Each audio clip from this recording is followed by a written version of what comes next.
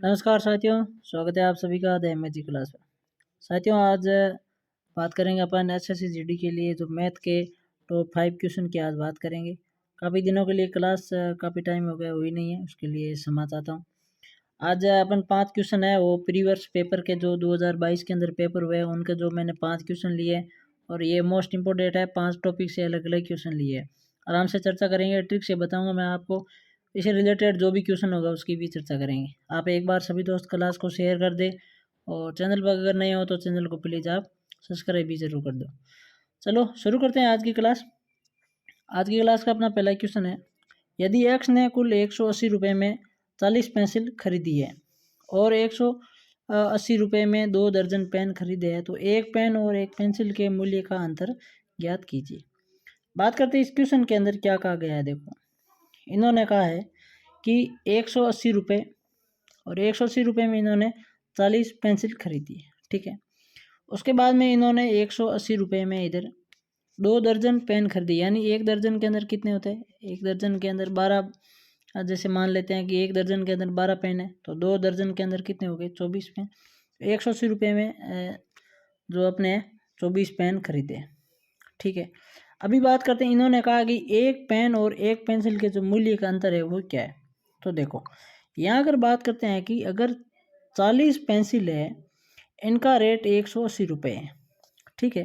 तो एक पेन का मूल्य क्या होगा, देखो आप, तो एक पेन का मूल्य कैसे निकालेंगे, 180 और अपन में 40, जीरो से ये जीरो कट जाएगा, 4 चौके कितना होता है 16, पीछे आपका कितने बचेंगे, 2 बचेंगे, यहाँ पॉइंट लग जाएगा 0, तो 4 पंजे 20, यानी एक पेंसिल का मूल्य कितना हो गया, 4.5 रुपये।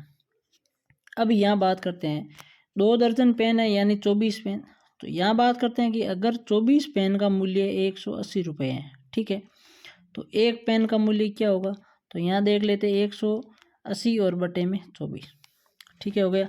इसको क्या कर लेते हैं अपन, 6 से काट लेते हैं, तो यहाँ काटते हैं तो 6 3 18, ठीक है, और 6 चौके यहाँ 24। अब 30 को अपन 4 से भाग देंगे तो 7 चौके 28, पीछे 2 बचेगा, पॉइंट लग जाएगा, 4 पंजे 20, यानी कि 7.5। एक पेन का मूल्य क्या है, 7.5 रुपये, और एक पेंसिल का मूल्य क्या है, 4.5 रुपये।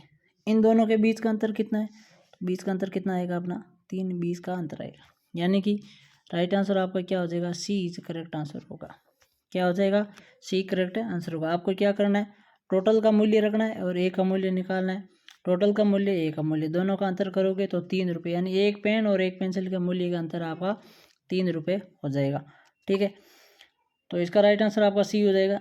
आगे बात करते हैं क्वेश्चन नंबर 2 की। क्लास को प्लीज़ आप शेयर ज़रूर कर देना। क्वेश्चन नंबर 2 की बात करते हैं कि एक कार 5 घंटे में 240 किलोमीटर की दूरी तय करता है, यदि वह अपनी गति की आधी गति से अगर यात्रा करता है तो उस दूरी को तय करने में कितना अधिक समय लगेगा। यहाँ देखो, बात करते हैं चाल बराबर क्या होता है, दूरी अपॉन समय होता है। यहाँ अपने को चाल निकालनी है।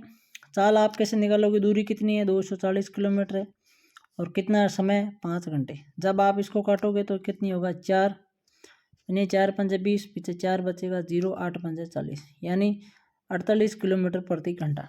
अभी क्या कह रहा है, आपको समय ज्ञात करना। अभी आप समय ज्ञात करोगे तो क्या होगा आपका, यानी कि चाल बराबर दूरी बटे समय, तो समय बराबर क्या होगा, समय बराबर हो जाएगा आपका दूरी बटे चाल, ठीक है, यही फॉर्मूला होगा।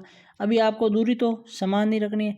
यह कह रहा है कि गति आधी है, यानी ये 48 किलोमीटर प्रति घंटा इसकी आधी गति पर चलेगी, तो आधी गति पर चलोगे तो आधी कितनी होगी, 24, तो यहाँ रखेंगे 24। जब इसको काटेंगे तो समय टोटल कितना लग गया, 10 घंटे लग गया। कितना अधिक लगा, पहले यह 48 किलोमीटर प्रति घंटा की चाल से जा रहा था, इसको 5 घंटे लग रहे हैं। अभी इसकी आधी 24 किलोमीटर प्रति घंटे की चाल से चल रहा है तो 10 घंटे लग रहे हैं, यानी इसको 5 घंटे अधिक लग रहे हैं। राइट आंसर अपना क्या हो जाएगा, सी इज करेक्ट आंसर होगा। क्या हो जाएगा, सी करेक्ट आंसर होगा, 5 घंटे इसको अधिक लगेंगे, ठीक है। तो चाल के भी क्वेश्चन आते हैं, ये भी आपको ध्यान में रखना है। आपका फॉर्मूला ध्यान रख लेना, चाल बराबर दूरी बटे समय। अभी आपको दूरी पूछे या आपको समय पूछे, ठीक है। पिछली क्लास में मैंने जो उस दिन की क्लास ली थी उसमें भी मैंने आपको एक क्वेश्चन कराया था जो पोल को पार कर रही थी, ठीक है। चलो आगे बात करते हैं क्वेश्चन नंबर 3 की। क्वेश्चन नंबर 3 कह रहा है कि मोहन एक टेबल को ₹2832 में बेचता है और उसे 18% का लाभ होता है, तो क्रय मूल्य क्या है? यानी आपको एसपी दे रखा है, आपको प्रॉफिट भी दे रखा है और आपको सीपी ज्ञात करना है। अगर आपको क्रय मूल्य ज्ञात करना है सीपी, तो इसका फॉर्मूला क्या है? देखो, आपका फॉर्मूला होगा एसपी यानी विक्रय मूल्य और बटे में आपको प्रॉफिट कितना है और इनटू आपको शो करना है। तो अगर आपका इन्होंने मोहन ने टेबल को बेची कितने में, तो ये आपका क्या विक्रय मूल्य, तो यहाँ रख लो विक्रय मूल्य कितना है ₹2832। ठीक है, और अभी आपको यहाँ पर प्रॉफिट कितना और 18% का, यानी जो प्रॉफिट है 100 पर हो रहा है तो 118 हो जाएगा। तो यहाँ आप रख लो 118 और गुणा में आपका क्या आ जाएगा 100। जब आप इसको काटोगे तो 2 बार कट जाएगा, 200 कितना हो जाएगा 36, 236 हो जाएगा, तो 2 बार तो ये कट गया। अभी आप क्या करो, 283 में से 236 निकाल लो। ठीक है, जब आप इसको निकालोगे तो आपका कितना बचेगा, देखो यहाँ तो आपको हो जाएगा ये 7 बचेगा। ठीक है, मैं आपको यहाँ करवाता हूँ पूरा, देखो इसका अपन क्रय मूल्य निकालते हैं। तो 2832 और प्रॉफिट कितना है 118 और इनटू में आपका हो जाएगा 100। इसको काटेंगे तो 18 2 36 यानी 236 हो जाएगा, 2 बार जाएगा। तो यहाँ कर देते हैं 283 और कितना माइनस करेंगे, तो 236 माइनस करेंगे। ठीक है, यही होगा अपना। अभी देखो यहाँ एक आप लोगे 13 में से 6 निकालोगे, पीछे कितना बचेगा आपका 7, यहाँ हो जाएगा 7 और 7 में से ये जाएगा तो आपको हो जाएगा 47। ठीक है, अभी आप क्या उतारोगे, तो 47 और आप उतार लोगे 2। अभी आपका इसमें कितना जाएगा 400 हो जाएगा और 18 चौका कितना होता है 72, यानी 4 बार इसमें जाएगा तो आ जाएगा 24 और 2 जीरो आपके यहाँ आ जाएंगे, यानी कितने हो गया इसका क्रय मूल्य 2400 रुपये इसका क्रय मूल्य हो जाएगा, यानी डी आपका राइट आंसर होगा। ठीक है, आपको समझ में आ गया।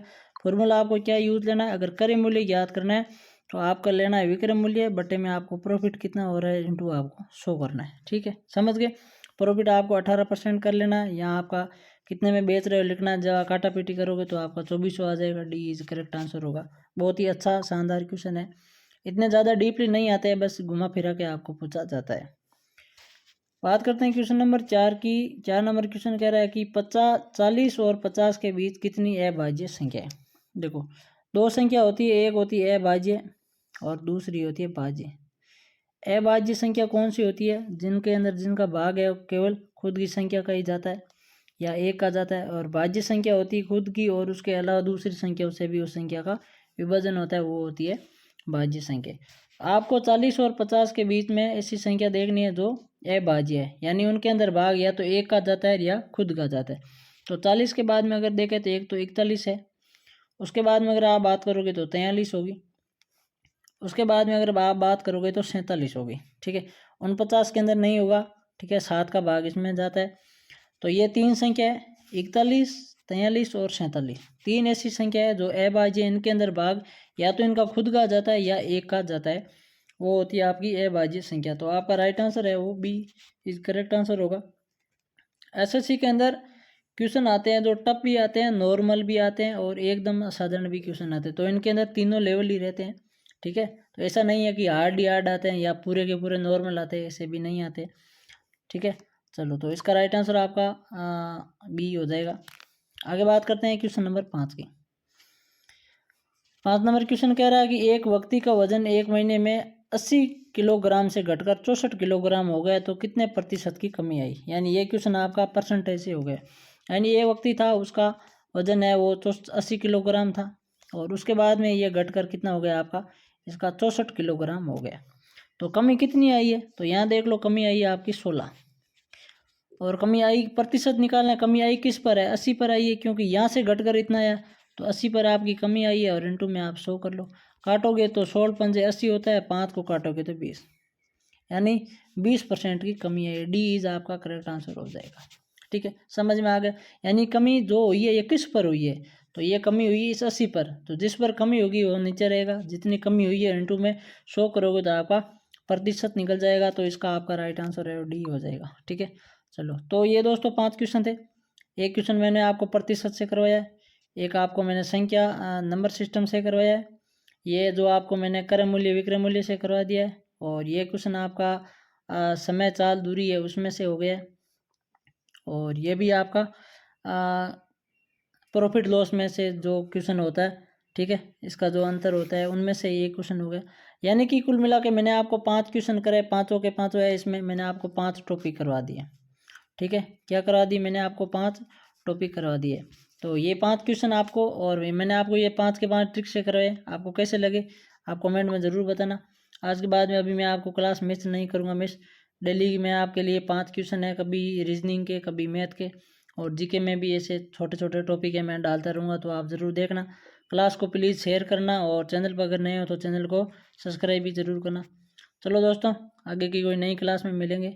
आप सभी को जय हिंद, जय भारत।